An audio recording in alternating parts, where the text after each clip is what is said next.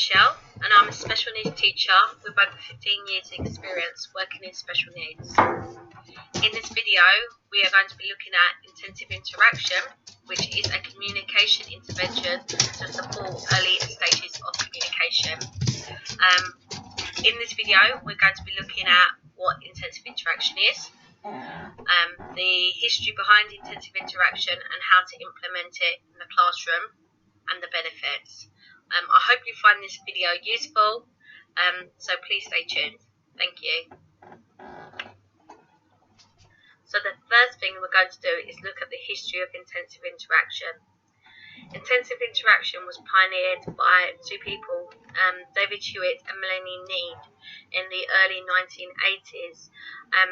David Hewitt and Melanie Need were professionals working at the Harbourbury Hospital in southern England, and they were working with people with learning disabilities, sensory issues, physical disabilities and challenging behaviour. And the way of working before intensive interaction was put in place was around reward and reward withdrawal, taking rewards away from them, time out and exclusion. And it was clear by David Hewitt and Melanie Need that this traditional approach to teaching, it wasn't working with these groups of learners.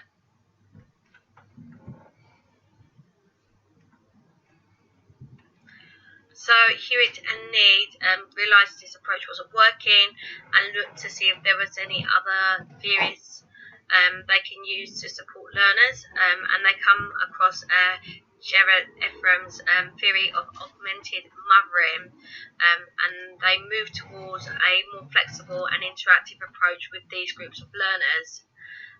So Hewitt and Need put the learners and communications at the centre of the teaching practice and use communication techniques developed from infants and caregivers and interaction models. So we're going to be talking about that through the training video. What they noticed when they was using this interactional model is that they were getting a lot more responses back from the learners, and then this went on to lead towards intensive interaction.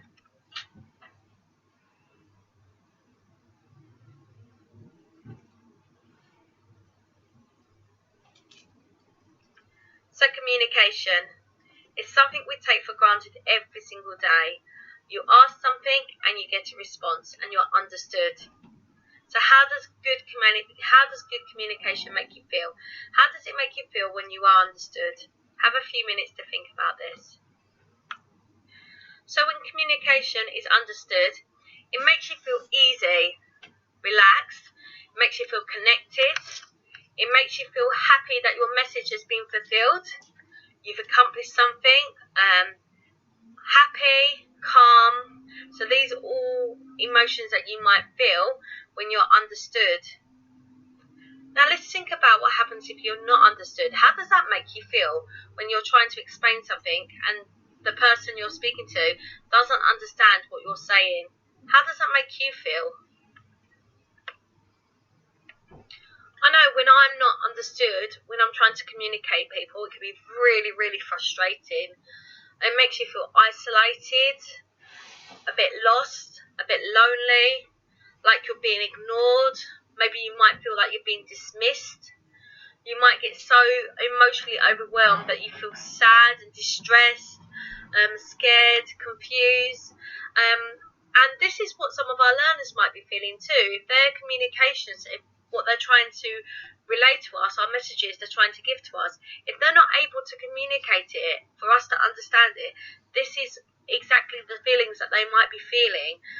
So it's something to really consider when going forward and working with all these groups of learners. So next we're going to talk about critical incidents and critical reactions. So an incident is, for example, when you have your reaction, so you might ask something or you might do something, and then your communication partner may understand that and then they will react. But we might get critical reactions where the communication doesn't meet. So if you're not understood, if you're not heard, if there was a difficulty in the communication, then you would have a critical reaction. So it might be that the person turns away, the person doesn't respond back, the person does something completely different to what you're asking. So we're going to look a bit more about critical incidents and critical reactions as we go on further through the training. So we're going to look at a critical instance when it is understood, and we're going to look a bit more about motheries, augmented motheries, and what David Hewitt and Melanie Need based their intensive interactions on. So we're going to look at a neurotypical baby scenario of a 3-month-old baby. And I want you to think about who started the conversation. So we've got a 3-month-old baby, Jimmy, and Jimmy's at a party, and he's passed from person to person to person. So eventually, Jimmy is passed to his older brother, his 19-year-old brother, who doesn't really want him and holds him at arm's length. Jimmy, the baby, then smiles and coos, and what does the big brother do back? The big brother, he understands the message from the baby, so he starts cooing back. And then Jimmy smiles, and then the big brother smiles back. And then Jimmy and the big brother continue to make facial expressions backwards and forwards and noises, and continues the conversation. So let's think about that. Who started the conversation? So the baby started the conversation, and Jimmy understood what the baby was saying, the communication, the interaction, and he gave an interaction back, and then the baby interacted again, and then the conversation went backwards and forwards. So augmented mothering is about the early stages of babies developing and babies starting to communicate, and what we do in response to what they are doing. So all neurotypical babies are born with expressive communication. So what is expressive communication? Expressive communication is the ability to convey a message to another person. So through a baby, it might be through sound and speech. For an older child, it might be through sign or might be through writing. Babies might do it through crying and babbling and using their body language, for example. And these are all your baby's early expressive skills. So as we saw with the previous scenario, the baby is using its expressive communication to relay a message and to be understood by another person. Once babies develop expressive communication, they soon go on to develop intentional or receptive communication. So it's your baby's ability to receive and understand messages back from another person. So, for example, the baby expressed himself in that scenario by cooing, and then the big brother cooed back. And the baby received that message and understood that message and then smiled. So receptive communication is all about receiving, understanding the message from another person. Whereas expressive communication is about the ability to convey a message to another person. So a little bit different. So now we're going to look at expressive communication and receptive communication a bit more. So in this diagram below, you'll see that the baby might do something. So the baby might smile, the baby might coo, and it's giving that message to the caregiver. So that could be a parent, a teacher, cousin, visitor to the school, even a pet or animal. The caregiver understands that message and then passes that message back to the baby, and that baby receives the message and has that receptive communication and understands that, and then relays another message. And as you can see, this is external confirmation. It's something externally that the baby is doing and receiving, and it completes that communication cycle. You can see from the picture, the baby is feeling happy and relaxed and at ease because it has that confirmation that the communication it's given has been understood. Going back to our first couple of slides, when we was looking at what communication feels like when it's good and we're connected, and what it feels like when it's not. So it's taking all that into consideration. So next we're going to look back at our critical incident model below. So we looked at a critical incident when it was understood. So we looked at the baby, and the baby had expressive communication, was able to express itself to a caregiver. The caregiver understood the message, and the caregiver responded, and then the child had receptive communication and was understanding the message and was able to decode the message and then relay a message back. Next, we're going to look at critical reactions of when that communication doesn't meet, and we're going to look at the reasons why that communication might not meet and what we can do to support it. So next, we're going to look at our next model, which is about communication not being received. So we're looking at external communication again. So that's anything that the baby does externally, so any movement that's seen externally, any facial expressions seen externally, any sound that's seen externally. So in this model, you can see the baby is going to be doing something, so the baby might coo and smile to the caregiver. And we said before that the caregiver could be a parent, a visitor, teacher, animal, etc. The caregiver receives that through their receptive communication. They understand the message and they do something back to the baby. But there's a barrier. So with neurotypical children, the communication is a complete circle. They understand. But with children with developmental delays or autism or any sort of sensory processing disorder, there's a barrier for that communication to be complete. For instance, it could be a visual delay, so if the baby's making facial expressions but then can't see visually, then they're not going to receive that external confirmation. If they have a processing delay, the child might smile, the caregiver might smile back, but because of the processing delay, by the time the child received that message, the caregiver is already doing something differently. So again, it'll be a miscommunication. The child could be over or understimulated, so not actually is too distracted or does not have enough focus to receive the message. That could be another reason.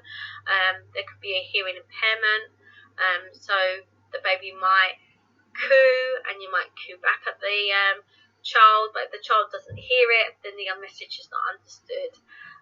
So these are the types of barriers that we're looking at. And because these barriers stop the communication cycle, then the baby doesn't get external confirmation back.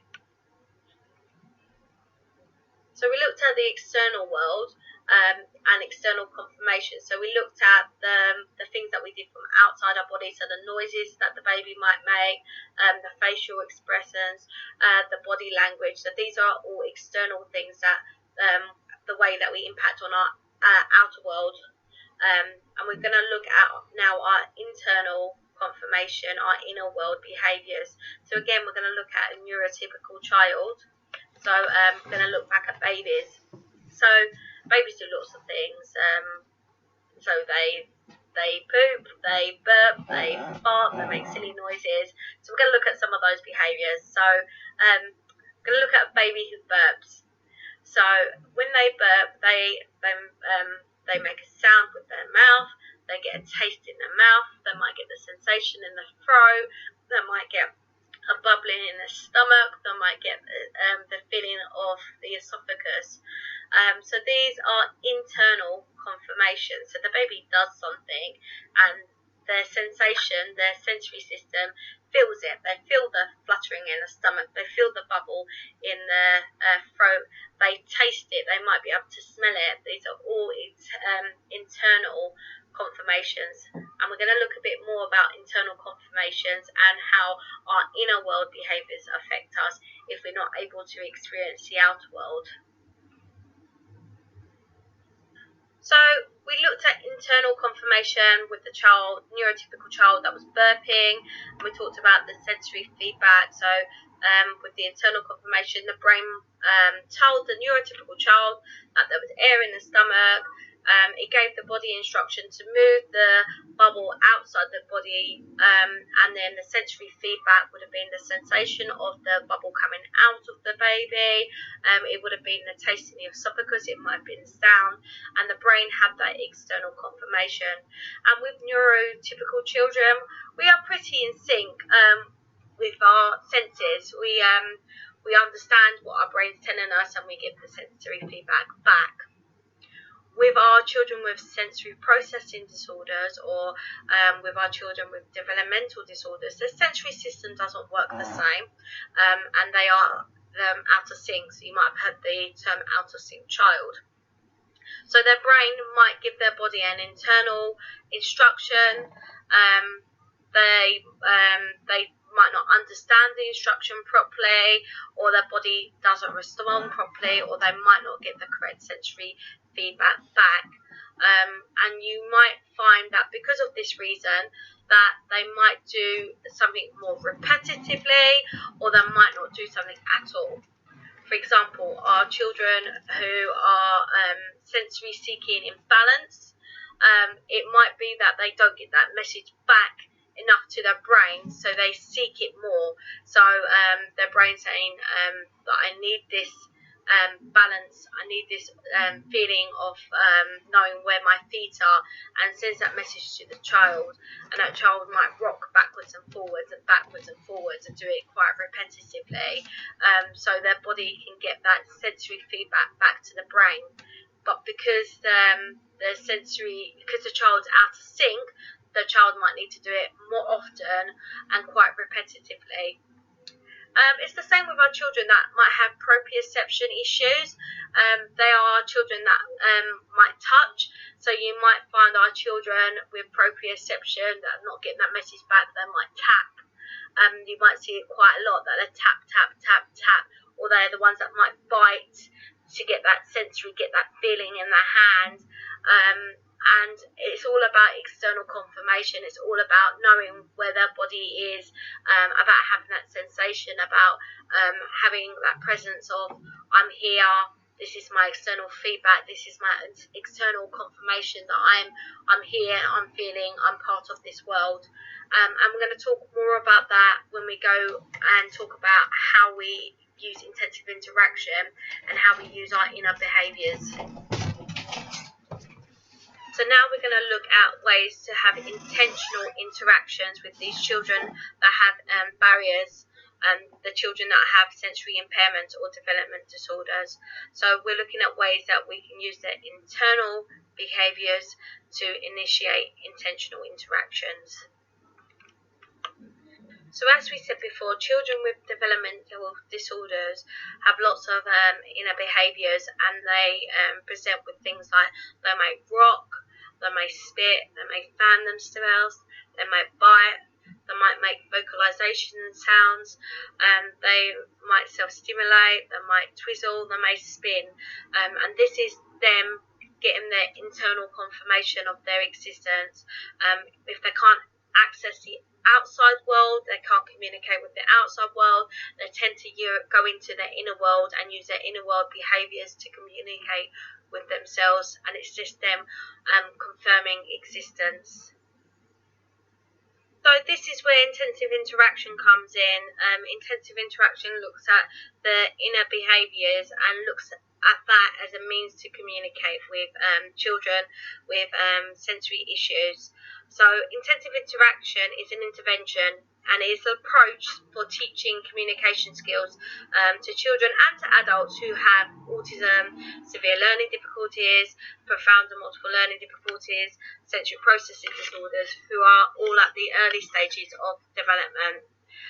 And intensive interaction looks at inner world behaviours and using these behaviours as a way of interacting with each individual.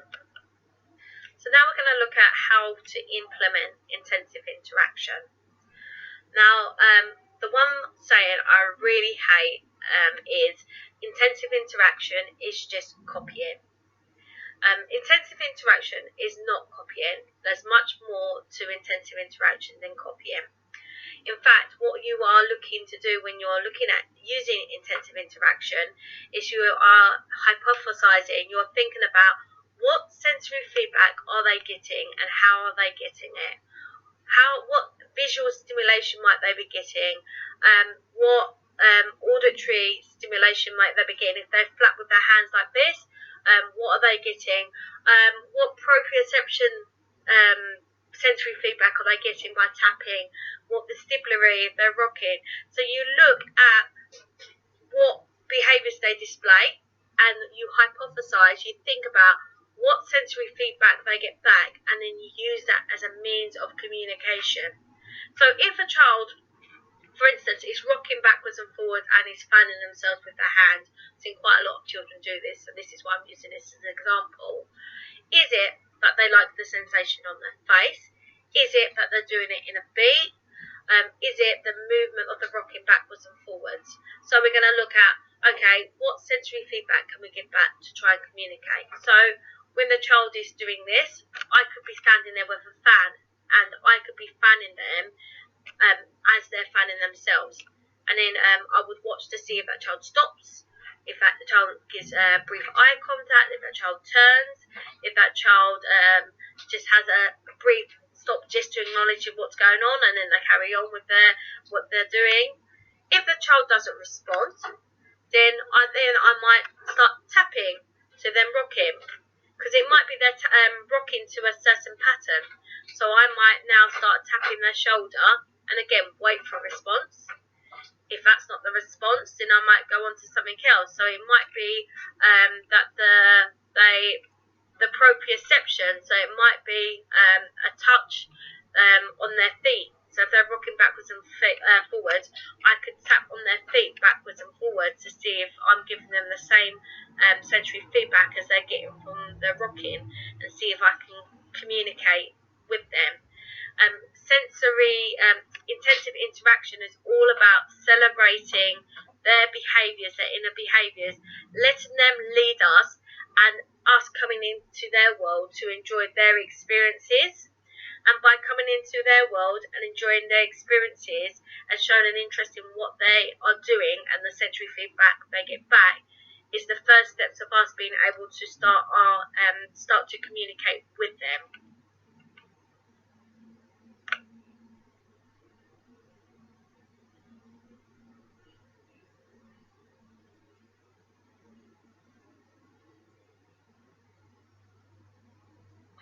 So we said that intensive interaction isn't copying.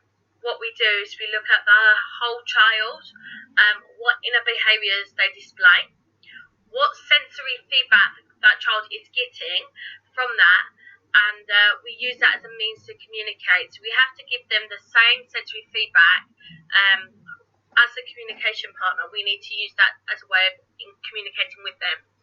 So we use the acronym SAME. So we look at the sounds, the actions, the movements, and the emotions. So although intensive interaction isn't copying as such, sometimes we do have to copy movements. Let's have a look at some scenarios. So we have children that make sounds. So they may make a sound because they purely like the feeling of it in their throat, the vibrations. So if a child makes a sound, we could interact with them by just stroking their vocal cords. And that might be enough to get the child's attention, to get the child to look and to focus. If that is not the way the child interacts, and they like making sounds, it could be that they like a pitch at a certain decibel. So they might like it really high, or might like the sound really deep. It might be they like a group of sounds or a group of sayings. I've had autistic children, one of them who really likes Mickey Mouse, and he would say a Mickey Mouse phrase over and over and over again. And the way that you would interact with him is actually by saying the phrase, because he loved the group of sounds together, and he loved the memory of that sound. That was enough to stop and to get his attention, and then he would look, and then he would say it again, and then you would copy. So there you would be copying. You find quite a lot with autistic children that they like visual stimulation as well. So you might see the children flap in front of their face, and it might be that they're distorting the picture, distorting what they're seeing. So it might be that you flap in front of their eyes with them.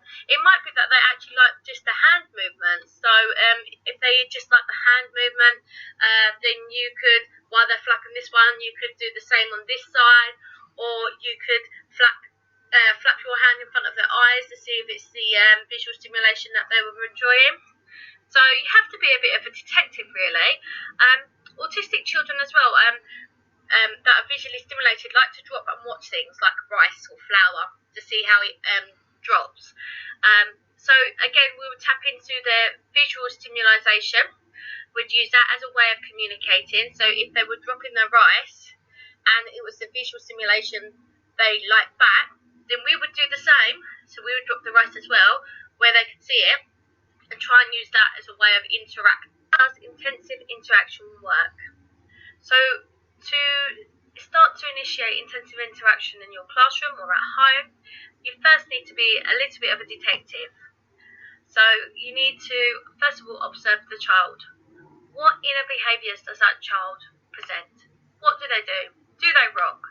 Do they flap? Do they spin? Do they drop things?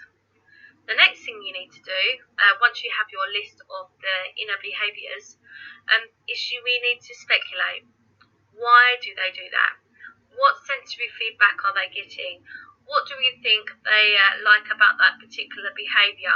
How can we use that particular behaviour to communicate with them? The third thing that we need to do is we need to implement that with them. So we need to try. So what we're speculating is we're going to try with them now. So is it that they like the visual stimulation? Then we're going to try that with the child. And the fourth thing we're going to do is look at their responses. Did they respond? Did they not respond? Maybe we need to try something else. Maybe we need to explore something else. And remember as well, the first time that you do something with them, they might not respond. So it might mean that we have to do things over and over again. So the first response is not the final answer. Just keep going. The second thing is that new things are really, really scary. And we experience new things all the time. And we never usually decide on the first time we do things, whether we like it or we don't like it. We usually have to do it over and over again. And it might be the same with intensive interaction. They might have to do it over and over again before they decide whether they like it or they don't like it. So just because you have no response for the first time, don't give up. Just keep going.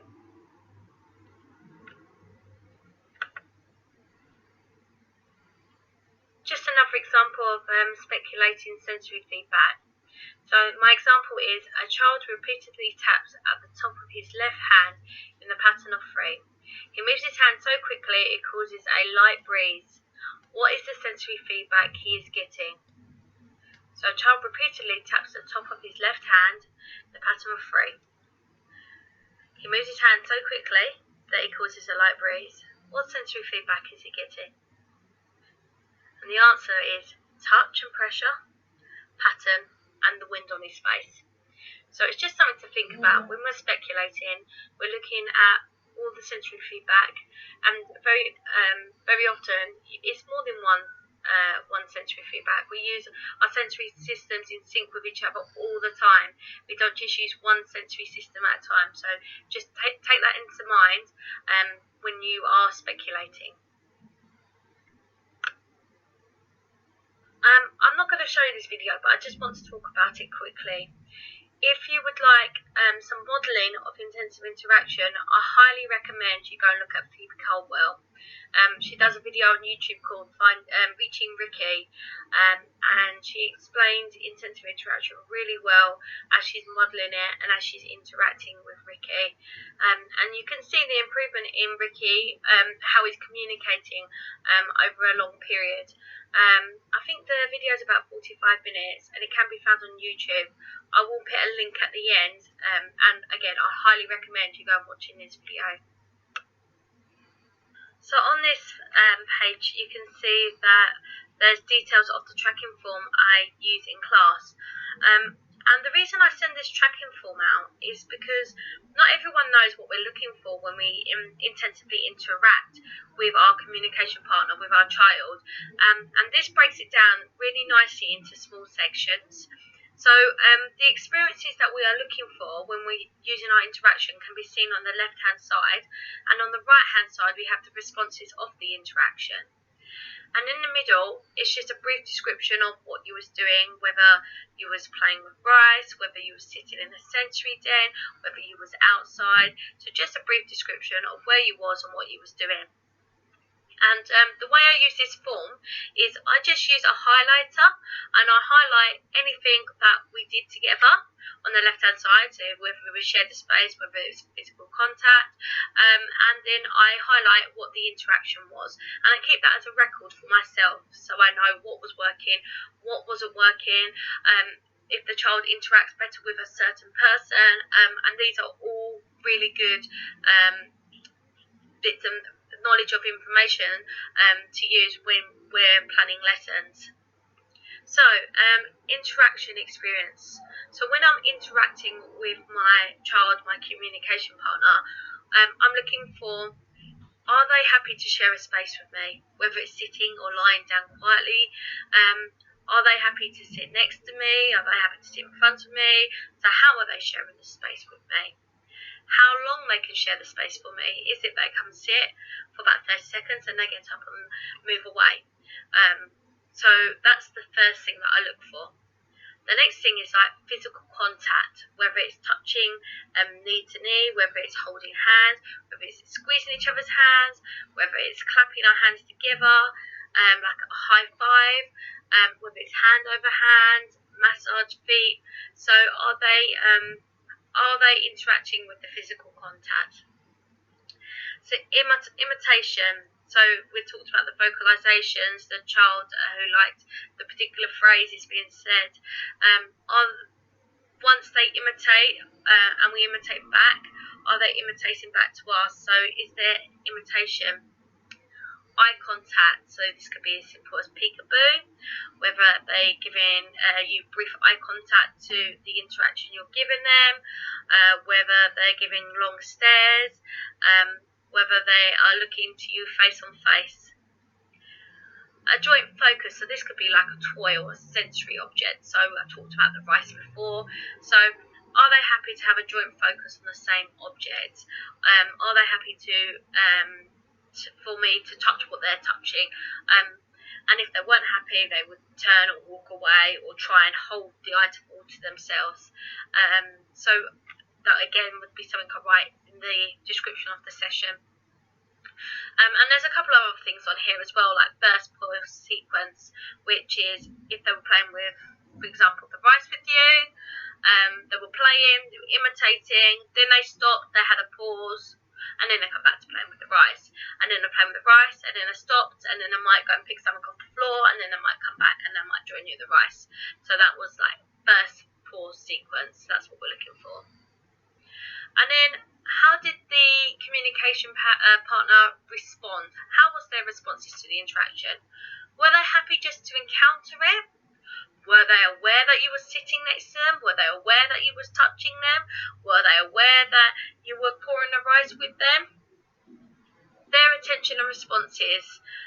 So participants begin to respond. Are they responding to what is happening in the interaction? Are they engaged in the interaction? Are they happy to participate? Were they involved? And so on and so on. So this sheet I send out to all parents who I'm asking to do intensive interaction, and in the class I like to have these out for all the adults working with your children, so we can track, so we know what we're looking for, and so we can help your child or learner become a better communicator.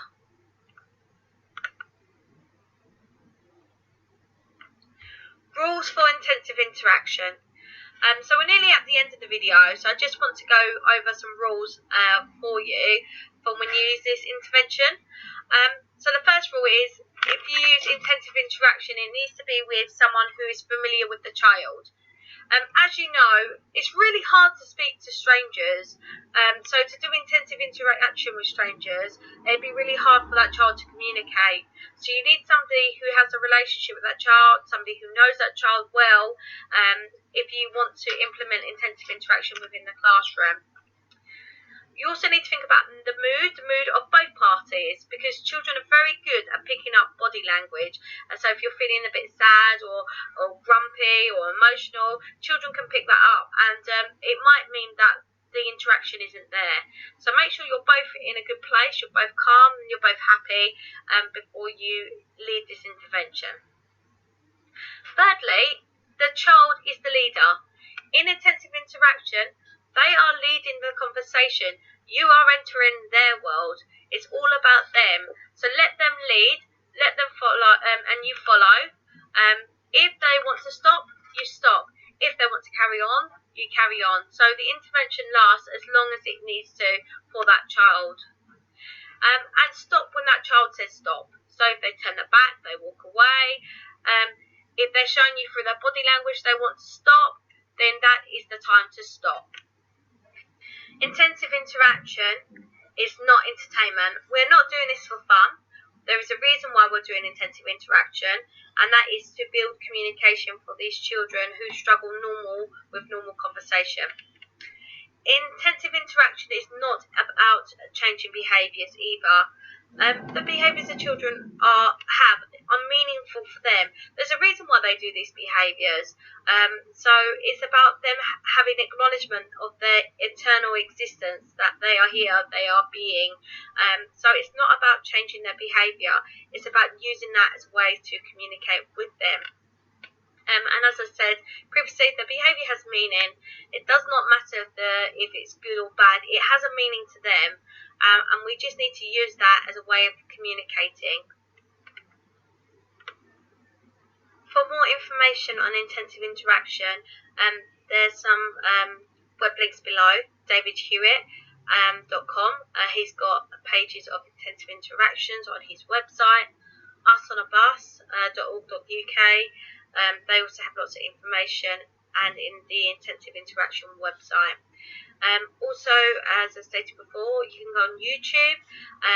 Phoebe Caldwell is a really good person to look at when it comes to intensive interaction, and there's lots of other modelled information on intensive interaction there. I hope that you found this video useful in your training for intensive interaction. Please do give me feedback. Thank you. I just want to finish with one final. It's a quote by Nelson Mandela, and he states that if you talk to a man in a language he understands, that goes to his head. If you talk to him in his language, that goes to his heart. So I hope you really enjoyed this training session, and please do use intensive interaction. Please give me feedback of how it's going. Thank you. Bye.